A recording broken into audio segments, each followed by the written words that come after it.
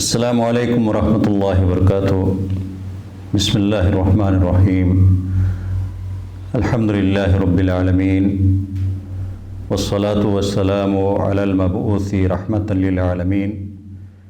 سیدنا و نبینا محمد وعلی آلہ واصحابہ اجمعین۔ اما بعد، جن اموال پر مالوں پر زکوٰۃ واجب ہوتی ہے، شریعت نے ان اموال کا تعین کیا ہے، لیکن جو زمین ہے وہ ان اموال میں شامل نہیں ہے جن پر زکوٰۃ واجب ہوتی ہے۔ تو زمین، کوئی پلاٹ آپ گھر بنانے کے لیے یا باغ بنانے کے لیے، کھیت بنانے کے لیے، اپنے ذاتی استعمال کے لیے آپ خرید لیتے ہیں، تو کتنی مہنگی زمین کیوں نہ ہو، کروڑوں میں اس کی قیمت ہو،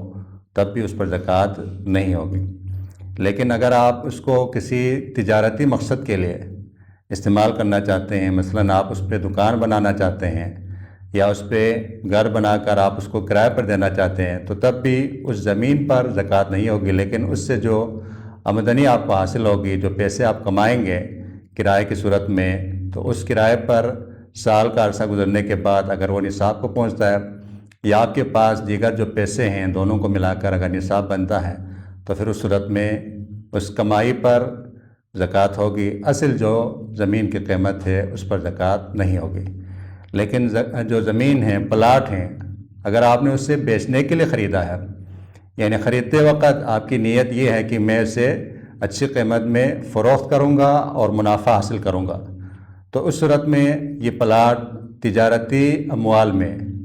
سامان تجارت میں یہ پلاٹ شامل ہوگا، اس کی قیمت پر زکوٰۃ ہوگی۔ یعنی یہ آپ کی نیت پہ ڈیپینڈ کرتا ہے۔ اگر آپ کے خریدتے وقت آپ کی نیت آگے فروخت کرنے کی ہے، یعنی منافع حاصل کر کے، تو پھر اس صورت میں یہ تجارتی مال شمار ہوگا اور اس کی جو قیمت ہے اس پر زکوٰۃ ہوگی۔ لیکن بسا اوقات ایسا ہوتا ہے کہ بندہ متردد ہوتا ہے کہ آیا میں اس پلاٹ کو رکھوں یا فروخت کروں، اس صورت میں اس پر زکوٰۃ نہیں ہوگی۔ یعنی کنفرم اگر آپ کی نیت بیچنے کی ہے تبھی آپ پر زکوٰۃ ہوگی۔ لیکن جس طرح آپ نے بیان کیا کہ یہ جو پلاٹ ہے آپ نے قسطوں پر خریدا ہے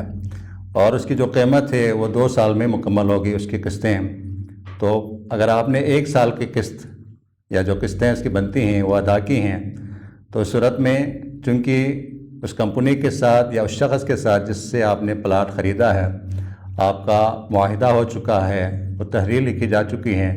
تو وہ پلاٹ اس کا آپ مالک بن گئے ہیں کاغذی طور پر، تو لہٰذا آپ اس کے مالک ہی تصور کیے جائیں گے۔ اور جو پیسے آپ نے خرچ کیے ہیں، یعنی فرض کر لیں اگر 1 کروڑ کا وہ پلاٹ ہے، اس میں سے 50 لاکھ آپ دے چکے ہیں،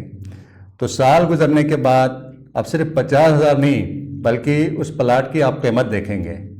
سال کے بعد، چونکہ آدھا پلاٹ آپ کا ہو چکا ہے، آدھے کی قیمت ابھی باقی ہے۔ 1 کروڑ میں سودا ہوا تھا، 50 لاکھ آپ ادا کر چکے ہیں۔ اگر سال گزرنے کے بعد وہ پلاٹ فرض کر لیں اگر اس کی قیمت